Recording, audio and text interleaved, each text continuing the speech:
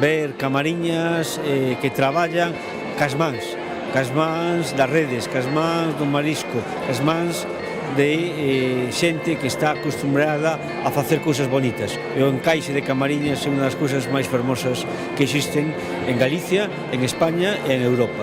Hoxe, para min, voltar a camariñas é voltar a xente que sabe traballar na súa terra e que fai da súa tradición e da súa cultura unha fermosa tarefa.